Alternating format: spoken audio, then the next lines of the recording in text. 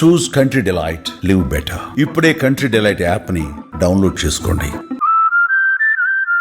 పరింగిశెట్టి కీర్తన గారు సినిమాల్లో హీరోయిన్ అవకాశాలు వచ్చాయి మీకు? అలా ఏం లేదు సార్. ఏం లేదా? పూర్తిగా ఫ్యామిలీ బ్యాక్గ్రౌండ్ అంతే. మూవీలోకి అట్లంతా ఏం లేదు సార్. అంటే గతంలో ఒక డిబేట్ లో వైసీపీ అధికార ప్రతినిధి రవిచంద్రారెడ్డి గారు అన్నారనమాట, మేకప్ ప్యాకప్ అనే ఒక ప్రాస పాడుతూ ఎంత మేకప్ లో వచ్చారు చూడండి, సినిమాలోకి వెళ్తే బాగుంటుంది, పవన్ కళ్యాణ్ గారిని అడిగి ఒక హీరోయిన్ క్యారెక్టర్ తీసుకోండి బాగుంటుంది కదా అని కామెంట్ చేశారు. ఆ రోజు చూశాను నేను అది, అందుకు అడిగాను అనమాట. ఆ సందర్భంగా అడుగుతాను, వెళ్ళారా సినిమాలోకి ఏమైనా ట్రై చేశారా అనేది. దానికి బాస్ ఇచ్చిన ఆన్సర్ కూడా మీరు విన్నారు కదా. వెళ్ళి కంప్లైంట్ కూడా ఇమ్మన్నారు కదా మమ్మల్ని. నన్ను పిలిపించి సార్ వెంటనే కంప్లైంట్ ఫైల్ చేయండి, కానీ మీరు అంత నిశ్శబ్దంగా ఆ డిబేట్ని కంటిన్యూ చేసిన విధానం నాకు బాగా నచ్చిందమ్మా, వెంటనే మీరు ట్రిగర్ ఒక మాట అనలేదు. అండ్ తను బహిరంగంగా నన్ను డిబేట్కి పిలిచి సారీ చెప్పారు. నేను బాస్ చెప్పారు నన్ను పిలిచి, కంప్లైంట్ ఇచ్చాను. మళ్ళీ బాస్ మాట్లాడారు కూడా, ఇట్లా అధికార ప్రతినిధి గారు ఒక వాచ్ వేసుకొని నీట్గా కూర్చోవడం కూడా ఒక మహిళని మనము కించపరిచేలాగా మాట్లాడే సంస్కృతి మీ పార్టీలో ఉండడము, అది మీరు అధికార ప్రతినిధులుగా ఉండడం నాకు బాధాకరంగా ఉంది. ఇట్లాంటి సంస్కృతి ఎంకరేజ్ చేయకూడదని చెప్పేటప్పటికే ముందుకే ఆయన ముందు రోజు రాత్రి డిబేట్కి అదే పనిగా రిక్వెస్ట్ చేసి నేను రంపించారు. నేను రానంటే కూడా వచ్చి బహిరంగంగా సారీ చెప్పి, మీ ఇంటికి వచ్చైనా మేము సారీ చెప్తాం, నా కుటుంబ సభ్యులు అస్సలు నన్ను అంగీకరించట్లేదు, సింగిల్ వర్డ్ కూడా నేను ఆయన గురించి ఇంకా మాట్లాడలేదు, వాళ్ళ పార్టీ నేను మాట్లాడలేదు, అంతే చూడగానే అటాక్ చేశాడు అట్లే డిబేట్లో. సో వాళ్ళే అరిచారంటే ఇంట్లో వాళ్ళు. అసలు ఆవిడ నేను ఒక మాట అన్నారా? హైకమాండ్ కూడా అనిందంట, కీర్తన గారు లిబరల్ గా మాట్లాడతారు, ఆమె ఎప్పుడైనా వ్యక్తిగత కామెంట్స్ చేయరు, సో ఇలాంటి మాటలు కరెక్ట్ కాదు అని ఆయనకి చెప్పారంట. సో ఆయన డిబేట్ మొత్తం అపాలజీస్ చెప్తూ, నేను ఏ ప్లాట్ఫామ్కి వచ్చినా నేను చెప్పడానికి సంసిద్ధంగా ఉన్నాను, అండ్ మీ దగ్గరకు వచ్చి నేను సారీ చెప్పడానికి సంసిద్ధంగా ఉన్నాను, మీరు కంప్లైంట్ చేశారు దానికి కూడా నేను ఒబే చేస్తానని బహిరంగంగా సారీ చెప్పాడు. ఆ సమయంలో అంటే మీ యొక్క మేకప్ గురించి, మీ డ్రెస్సింగ్ గురించి, పెద్ద మేకప్ ఏం లేరు ఆ రోజు, మామూలుగా ఈ రోజు ఎలా నల్ల ఉన్నారు, ఆ మీ డ్రెస్సింగ్ గురించి మాట్లాడినప్పుడు మీ మనసు ఎలా అనిపించింది? ఇంత నీచంగా ఇంత చిల్లరగా ఎలా వీళ్ళకి ఉంది ఆలోచన అనిపించింది. కానీ నేను ఆయన్ని సెకండ్ టైం అనుకుంటా చూడడం, ఆయన నాతో ఫస్ట్ డిబేట్ కూడా చేశారంట, నాకు తెలియదు ఆ విషయం, చేశారంట గతంలో కూడా, నాకు అది గుర్తుకు లేదు. నేను ఫస్ట్ టైం ఆయన చూస్తున్నాను అనుకున్నాను, ఎవరబ్బాని మళ్ళీ ఎంక్వైరీ చేస్తే ఆ బ్లీచింగ్ పౌడర్ లో మైదా కలిపిన వ్యక్తి ఈయనే అని చెప్పారు. సో ఈయన ఫేమస్ సెలబ్రిటీ అనుకుని అయినా కూడా నేను రానన్నాను. నెక్స్ట్ డిబేట్ కి పిలిస్తే సారీ చెప్పడానికి పిలుస్తున్నారన్న కూడా నేను రానన్నాను. కానీ రాగానే అపాలజీ చెప్పారు, చేతులు పట్టుకొని చెప్తున్నానమ్మా, నాకు మా ఇంట్లో వాళ్ళు నన్ను మాట్లాడటం లేదు, బికాస్ ఆ అమ్మాయిని అలా మాట్లాడటం కరెక్ట్ కాదని. నన్ననే కాదు సార్, ఎవరినైనా మాట్లాడకూడదు. ఇప్పుడు ఒక పొజిషన్లో ఉన్నప్పుడు మేము దానికి తగినట్టు నీట్గా ఉండడం మా డ్యూటీ. అదే పొజిషన్ అయినా ఇప్పుడు డాక్టర్ అంటే డాక్టర్ లాగా ఉండాలి, నర్స్ అన్నాక నర్స్ లాగా ఉండాలి. ఒక ప్రొఫెషనల్ మంది స్పోక్స్ పర్సన్స్ కావచ్చు డిబేట్లలో, అంటే కీర్తన గారు డిబేట్కి వచ్చిన ప్రతిసారి ఏదో ఒక క్రిటిసిజం చేసేవాళ్ళు, ఎలా ఉండేది అప్పుడు మీకు అసలు వైసీపీ? నేను అదే చెప్తున్నాను, ఇప్పుడు మేము వచ్చిన తర్వాత నేను వెంకటరెడ్డి అన్ననో లేకుంటే నాగార్జున యాదవ్ అన్ననో నేను ఎవరిని కూడా వాళ్ళు వ్యక్తిగతంగా మాట్లాడటం. ఆ రోజు మేము డిబేట్లో ఉన్నప్పుడు ఒకసారి నాకు ఇయర్ ఫోన్స్ పక్కన పడేశాను. జెండా కూలీలు అంటున్నారు, మీ పార్టీకి ఒక అజెండా లేదు, పవన్ కళ్యాణ్ గారు ఏ తీరు పట్టుకున్నా తీరుపోతే ఎన్ని మాటలు అంటే వ్యక్తిగతంగా ఆయన ఫ్యామిలీ గురించి కూడా మాట్లాడిన వాళ్ళు ఉన్నారు. అంటే హెల్తీగా ఉండాలి డిబేట్. సినిమా డైలాగ్ కూడా చెప్పారు కదా, ఒక ఆడది రోజుకు పడుతుంది, 10 రోజులకు పడుతుంది, మొత్తానికి ఆడది మగవాడికి పడాల్సిందే అన్న డైలాగ్ కూడా వాడారు కదా. అది సినిమా వేరు, పొలిటికల్ లైఫ్ వేరు. అప్పుడు జగన్మోహన్ రెడ్డి గారు పొలిటికల్ లైఫ్ లోకి వచ్చి పబ్లిక్ మీటింగ్స్ లో ఎలాంటి మాటలు మాట్లాడారో మీకు తెలియదా? పవన్ కళ్యాణ్ గారు వ్యక్తిగత జీవితం గురించి పిల్లల ముందర అమ్మఒడి పథకాలు ఇచ్చేటప్పుడు, లేదంటే నారు నీరు ప్రోగ్రామ్ చేసేటప్పుడు, ఇట్లాంటి ప్రోగ్రామ్స్ అప్పుడు కూడా ఆయన వ్యక్తిగత జీవితం గురించి మాట్లాడుతున్నాడు. Is it necessary to speak all these things? మీరు చెప్పండి. పిల్లల ముందర అది మాట్లాడారు. మొన్న కడపలో ఒక ప్రోగ్రామ్ జరిగింది పిల్లలకి, ఎలాంటి మాటలు పవన్ కళ్యాణ్ గారు మాట్లాడారు, ఎలాంటి అవేర్నెస్ క్రియేట్ చేసే ప్రోగ్రామ్స్ చేస్తున్నాం మేము. సో అది అవసరమా? రాజకీయాలకు వాళ్ళ వ్యక్తిగత జీవితం అవసరమా? మా ఇంట్లో మేము ఏం చేస్తున్నామో మీకు అవసరమా?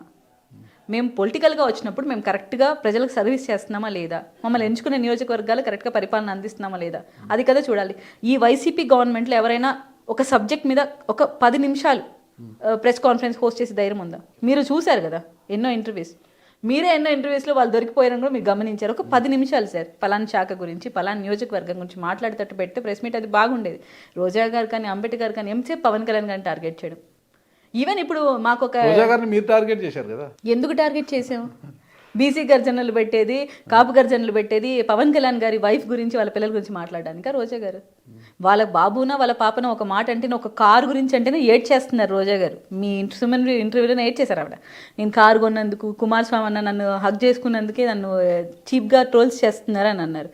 సో అదే వాళ్ళ ఫ్యామిలీకి కూడా ఉంటుంది కదా, అదే అఖిరానంద కూడా అట్లే బాధపడతాడు కదా, ఆద్య కూడా అలాగే బాధపడుతుంది కదా, అలాగే అన్న లెజ్మాన కూడా అట్లే బాధపడతారు కదా. సో అది మీ ఫ్యామిలీ ఎలాగో మా ఫ్యామిలీ కూడా అలాగే. నన్ను ఎన్ని ట్రోల్స్ చేయించారు, నా ఫొటోస్ మాఫింగ్ చేసి సైట్స్లో పెట్టినవి ఉన్నాయి, ఫోన్ నెంబర్స్ ఇచ్చినవి ఉన్నాయి. అక్కడ ఎన్ని కాల్స్, ఎన్ని ఫొటోస్ మాఫింగ్ చేసి మేము ఎంత బాధపడ్డాం. రీసెంట్గా మా ప్రభుత్వంలో కూడా చేశారు, మా ఫొటోస్ మాఫింగ్ చేసి పెట్టారు. సో మేము కంప్లైంట్స్ ఇచ్చాం. అందరూ బాధితులమే, ఎవరు దాన్ని సమర్థించట్లేదు. కానీ నువ్వు చేసేటప్పుడు నీకు తప్పు కనపడినప్పుడు మేము నీ మీద అటాక్ చేసినప్పుడు తప్పు కనిపించకూడదు అంటాను నేను, రోజా గారికైనా ఎవరికైనా. అందరూ బాధితులే కదా. అంటే గతంలో జరిగిన విషయాలపైన ఇప్పుడు అందరి మీద కేసులు పెట్టి కేసులు బనాయిస్తున్నారు కదా, మీరేం కేసులు పెట్టలేదు ఎవరి మీద? కేసులు పెట్టాం, కనీసం ఇప్పుడు రవీంద్రనాథ్ గారు మీరు కేసు పెట్టారు, ఏం యాక్షన్ తీసుకున్నారు గత ప్రభుత్వం? ఆయన సారీ ఇప్పుడు ఈ ప్రభుత్వంలో కేసు పెట్టలేదా? నేను ఇంకేం ఫాలో అప్ చేయలేదు, ఎందుకంటే బహిరంగంగా సారీ చెప్పారు. బాస్ కూడా దాన్ని ఇంకా అంత ఇగ్నోర్ చేసాం, మేమేం అంత పట్టించుకోలేదు. మేము ఇప్పుడు ప్రజాక్షేమంలో డెవలప్మెంట్ మీద కాన్సన్ట్రేట్ చేస్తున్నాం, పాతను తవ్వుకునే పని అయితే మేము చేయట్లేదు.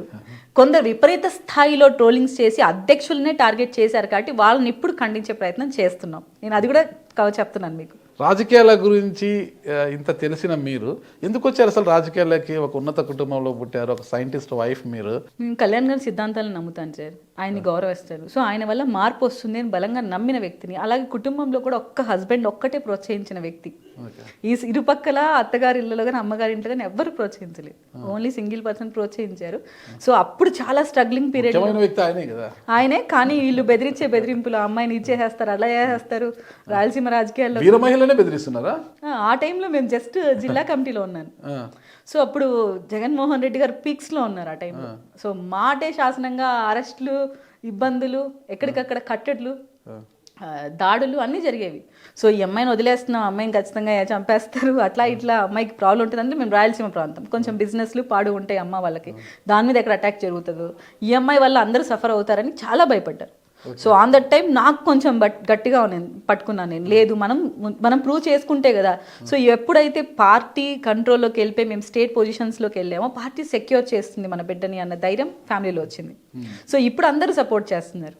ఆన్ దట్ టైం అది నేను అంటున్నాను, అది మనం స్ట్రగ్లింగ్ లో ఉన్నప్పుడు మనకి ఎవరు సపోర్ట్ చేయరు, అప్పుడు మనకి మనమే ధైర్యం చెప్పుకుని ఆ రోజు నేను అందరూ వ్యతిరేకించిన, లేదు నేను నమ్ముకున్న సిద్ధాంతం కరెక్ట్, నేను ఫైట్ చేద్దామని నిలబడ్డాను. దేవుడు నన్ను ఈ స్థాయిలో నిలబెట్టాడు అనుకుంటాను.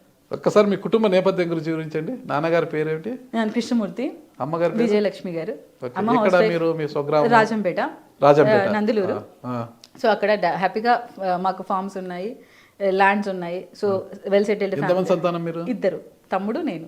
తమ్ముడు ఏం చేస్తారు? తమ్ముడు సాఫ్ట్వేర్. మీ స్టడీస్ అంతా? నాది బీటెక్ డిగ్రీ అయిపోయింది, ఇప్పుడు ఎల్ఎల్బి కూడా కంప్లీట్ అయింది. ఓకే.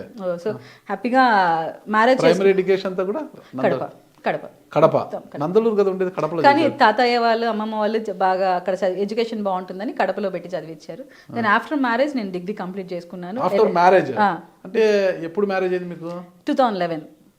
2011లో డిగ్రీ కంప్లీట్ చేశాను. మీరు ఇక్కడ చేసుకున్నాను చిత్తూరు. పెళ్ళప్పుడు ఏం చదువుతున్నారు మీరు? ఇంటర్ అయిపోయి డిగ్రీ చేస్తా ఉన్నాను. ఇంటర్లో ఏ group? CEC. Degree? BCom. Pass అయ్యారా? అయిపోయింది సార్. బీకామ్ ఆనర్సా జనరలా? జనరల్ చేశాను. అమ్మాయిలంతా బైపీసీ అది చేసేదో నర్సింగ్ పోలనో లేదంటే మెడిసిన్ చేయాలనో ఏజీబీఎస్ అనుకుంటారు కదా, బయట పంపి అంత థింకింగ్ అయితే ఎవరికి లేదు సార్. హ్యాపీగా మ్యారేజ్. ఫ్యామిలీ మీరు? అలా ఏం కాదు, వెల్ సెటిల్డ్. హ్యాపీగా మ్యారేజ్ చేసాం. ఒక సైంటిస్ట్ అబ్బాయి బాగా చూసుకుంటాడు, ఇంక మనకి ఎందుకు, మన పాప ఏం జాబ్కి వెళ్ళాలని. సైంటిస్ట్ ఇంటర్మీడియట్ అమ్మాయిని ఎందుకు పెళ్లి చేసుకున్నాడు? ఆయన డిగ్రీ చేస్తున్నాను కానీ ఆయనకు నచ్చాను, ఆయన చేసుకోవాలనుకున్నారు. నచ్చారా? ఎక్కడ చూసారు? పెళ్లి సంబంధాలు వచ్చినప్పుడు చూశారు. సో ఈ అమ్మాయి మాకు నచ్చింది అనుకున్నారు, కావాలని చేసుకున్నారు. ఒక సైంటిస్ట్, ఒక పీజీ చేసిన అమ్మాయి, కనీసం డిగ్రీ పాస్ అయిన అమ్మాయినో ఒక బీఎస్సీ చదివిన అమ్మాయినో కోరుకుంటాడు. ఒక సైంటిస్ట్ వచ్చి డిగ్రీ ఇంకా ఫస్ట్ ఇయర్ చదువుతున్న అమ్మాయిని ఎందుకు నచ్చాడు? అది ఆయన అడగాలి. మా ఫ్యామిలీ ప్రపోజల్ వాళ్ళు వచ్చారు, చూశారు, నాకు పాప నచ్చింది అన్నారు. వాళ్ళ ఇంట్లో కూడా ఈ అమ్మాయి కావాలనుకున్నారు, ఆ రోజు చేసుకున్నారు. హ్యాపీగా ఖచ్చితంగా ఈ అమ్మాయి కావాలని వాళ్ళు చేసుకున్నారు. నచ్చాడా లేదా? నచ్చారు సార్, చేసుకున్నాను. హ్యాపీగా లైఫ్ కంటిన్యూ అవుతుంది. ఇద్దరు సార్, ఇద్దరు పాపలు. పాప 7th, సెకండ్ పాప 3rd. ఒక పాప 7th, ఒక పాప 3rd క్లాస్. మీ హస్బెండ్ ఎక్కడ చేస్తున్నారు? ఇక్కడే గాదంకి దగ్గర ఎన్ఆర్ఎల్ అని ఇక్కడ ఉంది, దాంట్లో చేస్తున్నారు. ఎస్సీగా ఉన్నారు ఇప్పుడు. మంచి లైఫ్, మంచి ఫ్యామిలీ లైఫ్. సుమన్ టీవీలో మీ పర్సనల్ అండ్ బిజినెస్ ప్రమోషన్స్ కోసం కింది నెంబర్కి కాంటాక్ట్ చేయండి.